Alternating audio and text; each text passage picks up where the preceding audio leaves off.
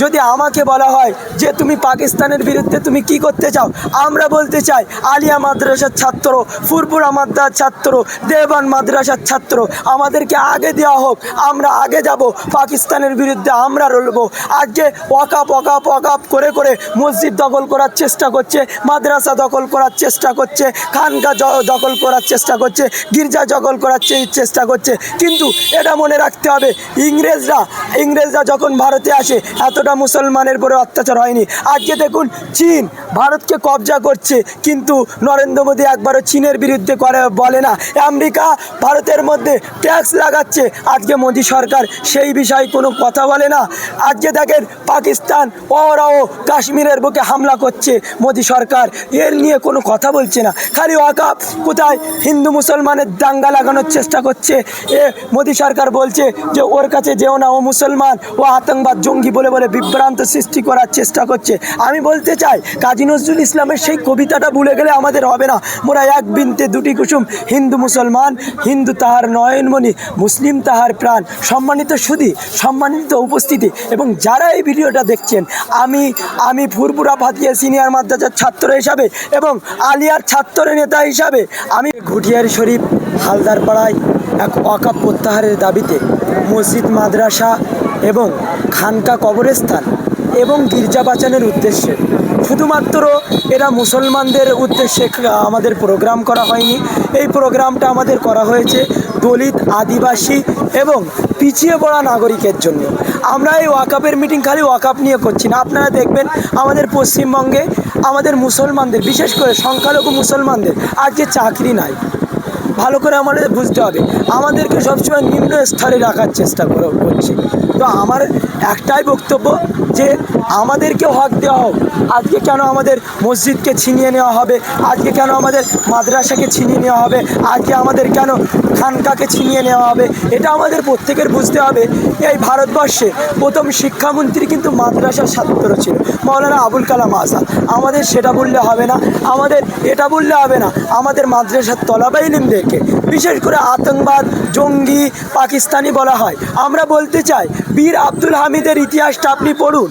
যারা আমাদের এই মাদ্রাসার ছাত্রদেরকে বলে আতঙ্কবাদ, টেররিস্ট, জঙ্গি এবং পাকিস্তানি, তাদেরকে আমরা বলতে চাই বীর আব্দুল হামিদের জীবনীটা একটু পড়ুন। যে বীর আব্দুল হামিদ 1965 সালে বীর আব্দুল হামিদ পাকিস্তানের 8টা ট্যাঙ্ক উড়িয়ে দিয়েছিল আরসিএল গান নিয়ে। এটা আমাদের পড়তে হবে। আর আমাদেরকে পড়তে হবে এপিজে আব্দুল কালামের জীবনী। তিনি একজন মাদ্রাসার তলাবা ইলিম ছিল, এটা আমাদেরকে বুঝতে হবে। যে এপিজে আব্দুল কালাম, তারাকে বলেছিল আমেরিকা যে আপনার নাসার চিপ বানিয়ে দেবো। এপিজে আব্দুল কালাম কি বলেছিলেন, সারে জাহাজ সে আচ্ছা হিন্দুস্তান হামারা। আজকে আমাদেরকে আতঙ্কবাদ বলা হয়েছে। কেন ভাই? আমরা কি দেশের জন্য জান দিই না? আমরা কি মাদ্রাসার তলাবে ইলম দেশের জন্য জান দিই না? আগে যদি আমাকে বলা হয় যে তুমি পাকিস্তানের বিরুদ্ধে তুমি কি করতে চাও, আমরা বলতে চাই আলিয়া মাদ্রাসার ছাত্র, ফুরপুরা মাদ্রাসার ছাত্র, দেওবন্দ মাদ্রাসার ছাত্র, আমাদেরকে আগে দেওয়া হোক, আমরা আগে যাব, পাকিস্তানের বিরুদ্ধে আমরা লড়বো। আজকে ওয়াকাপ করে করে মসজিদ দখল করার চেষ্টা করছে, মাদ্রাসা দখল করার চেষ্টা করছে, খানকা দখল করার চেষ্টা করছে, গির্জা দখল করার চেষ্টা করছে। কিন্তু এটা মনে রাখতে হবে, ইংরেজরা যখন ভারতে আসে এতটা মুসলমানের উপরে অত্যাচার হয়নি। আজকে দেখুন চীন ভারতকে কবজা করছে, কিন্তু নরেন্দ্র মোদী একবারও চীনের বিরুদ্ধে বলে না। আমেরিকা ভারতের মধ্যে ট্যাক্স লাগাচ্ছে, আজকে মোদী সরকার সেই বিষয়ে কোনো কথা বলে না। আজকে দেখেন পাকিস্তান ওরাও কাশ্মীরের বুকে হামলা করছে, মোদী সরকার এর নিয়ে কোনো কথা বলছে না। খালি ওয়াকাফ কোথায় হিন্দু মুসলমানের দাঙ্গা লাগানোর চেষ্টা করছে। মোদী সরকার বলছে যে ওর কাছে যেও না, ও মুসলমান, ও আতঙ্কবাদ, জঙ্গি বলে বলে বিভ্রান্ত সৃষ্টি করার চেষ্টা করছে। আমি বলতে চাই কাজী নজরুল ইসলামের সেই কবিতাটা ভুলে গেলে আমাদের হবে না। মোরা এক বিনতে দুটি কুসুম, হিন্দু মুসলমান, হিন্দু তাহার নয়নমণি, মুসলিম তাহার প্রাণ। সম্মানিত সুধী, সম্মানিত উপস্থিতি এবং যারা এই ভিডিওটা দেখছেন, আমি ফুরপুরা ফাতিয়া সিনিয়র মাদ্রাসার ছাত্র হিসাবে এবং আলিয়ার ছাত্র নেতা হিসাবে আমি বলবো যে যারা এই উস্কানিমূলক কথাবার্তা বলছে। আপনারা হিন্দু মুসলমান মিলেমিশে থাকুন, এদের চক্রান্ত পড়বেন না। এরা ক্ষমতার দখলে এরা অনেক কিছু করবে। আপনারা 26শে এপ্রিল দেখেন, অনেক আমাদের মধ্যে ব্রিগেডে আমরা যাচ্ছি, ব্রিগেডে সমাবেশ হবে, এটা মাথায় রাখবেন। আর কিছু মুসলমানের মতো মাথায় টুপি দিয়ে মাথায় পাঞ্জাবি পরে আপনার আরএসএস বিজেপির দালালরা কি করবে, তারা কিন্তু ঝগড়া লাগানোর চেষ্টা করবে। আমরা প্রত্যেকের যারা আলিয়া বিশ্ববিদ্যালয় ভলেন্টিয়ার থাকবে, আমি ফুরফুরা পাতিয়া সিনিয়র মাদ্রাসার ছাত্র হিসাবে বলতে চাই, ওই সব হারামখোরদের আপনারা আগে ধরবেন, ধরে কি করবেন, তাদেরকে ডাইরেক্ট চেক করুন হিন্দু না মুসলমান।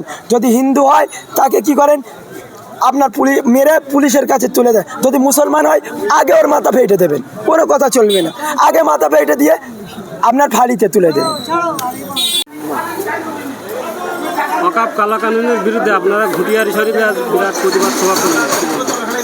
দেখুন, শুধু ঘুটিয়ারি শরীফ নয়, গোটা জেলা জুড়ে এই কর্মসূচি চলছে, গোটা রাজ্য জুড়ে চলছে, সারা ভারতবর্ষের প্রত্যেকটা রাজ্য জুড়ে চলছে। ফলে প্রত্যেক দিন আমাদের 4-5টা সভা হচ্ছে। একটাই কারণটা হলো ওয়াকফের যে কালাকানুন আইনটা এনেছে, সুপ্রিম কোর্টের কথা কেউ ভুলভাল কথা বলছে। সুপ্রিম কোর্ট আপাতত বিষয়টা দেখবে বলেছে, এখনও তো বাতিল হয়নি। কারণ আমরা রাম মন্দির বাবরি মসজিদ নিয়ে যখন এই সমস্যাটা তৈরি হয়েছিল, তখনও সুপ্রিম কোর্ট এরকম ধরনের একটা স্থগিত করেছিলেন। দীর্ঘ মামলা চলার পর ঠান্ডা ঘরে ঢুকিয়ে দিয়ে ঠান্ডা মাথায় সেটাকে সর্বনাশ করেছে। ফলে আমরা সেই জিনিস আর দেখতে চাই না। তাই আমরা লাগাতার আমাদের যে আন্দোলন, আমাদের যে বক্তব্য, দেখুন একটাই কথা, যে ওয়াকফের কালাকানুন আইন প্রত্যাহার করতে হবে। এই প্রত্যাহার করলে আমরা উদ্যোগ করে নেব। যদি এই আইন প্রত্যাহার না করে, তাহলে আমাদের এই আন্দোলন দীর্ঘমেয়াদী চলবে। এটা আইন পাশ করা হয়েছে, অথচ কেন্দ্র সরকার বলছে যে এটা মুসলিমদের ভালোর জন্য। আপনারা তো উস্কানি দিচ্ছেন মুসলিম সমাজে। তাহলে কেন্দ্রে যদি তাই বলে থাকে, তাহলে নরেন্দ্র মোদীর আপনাদের মাধ্যমে আমি জানতে চাই, এবং রাজ্যে যারা বিজেপি করে চিৎকার করছে তাদেরকে জানতে চাই, 20টা রাজ্য আপনাদের দখলে আছে এবং কেন্দ্রে আপনাদের সরকার আছে। আপনার পরিষ্কার হিসাব দিন যে কেন্দ্রীয় মন্ত্রীদের এক তো সংখ্যালঘু কোনো মন্ত্রী নেই, 2 ওয়াকফ বোর্ডের কোনো কমিটিতে মুসলিমের কারো নাম নেই, 3 20টা রাজ্য সহ কেন্দ্রীয় মন্ত্রী, ডবল ইঞ্জিনের সরকার, তারা বলতে পারেনি হিসাব দিয়ে যে কোন রাজ্যে কত টাকা ওয়াকফ বোর্ডের টাকা কোন খাতে ব্যয় করেছে। সেই হিসাব এখনও পর্যন্ত বাংলাভাষী, ভারতবাসী, রাজ্যবাসী মানুষের কাছে দেয়নি। সুতরাং এখানে পরিষ্কার কথা হয়েছে, কেন্দ্র সরকার, বিজেপি সরকার সম্পূর্ণ জালিয়াতি। ফলে জালিয়াতি করে মানুষকে রাজনৈতিক হিংসা, ধর্মীয় হিংসা ছড়িয়ে কেবলমাত্র শুধু ক্ষমতা ধরে রাখা, ক্ষমতা টিকে পাওয়ার জন্য তারা এই বিভ্রান্ত করছে। এই যে 26শে এপ্রিল নানান বিতর্ক চলছে, কি বলবেন? দেখুন, নানান বিতর্কিত থাকবেই। মানুষ সুস্থ হবে, অসুস্থ হবে, আবার ফের ভালোভাবে চলবে, ভালো মন্দ মিলিয়ে দেশ, জাত, সমাজ। ফলে কেউ বিতর্কিত থাকতে পারে। 26শে এপ্রিল আপনারা কি বলেন, সাধারণ মানুষের যাওয়া উচিত না উচিত? একদম সাধারণ প্রত্যেকটা মানুষের যাওয়া উচিত। আমি বলেছি যেই ডাকুক যায়, যেও ডাকুক যাক, কোনো আপত্তি নেই। এর আগে সিদ্দিকুল্লাহ সাহেব ডেকেছে, আমরা বিরোধী করেছি। নওশাদ সিদ্দিকী ডেকেছে, আমরা বিরোধী করেছি। যে ডাকবে আমরা তাদের পক্ষে, কারণ তারা আমাদের হয়ে বলবে, আমাদের বলতে দেশের হয়ে বলবে, দেশ বলতে সমাজের হয়ে বলবে। সেই জন্য করে যারা ডাকবে তাদের প্রতি ওয়েলকাম, স্বাগত, তাদের নিয়ে আমার বিরোধী নেই।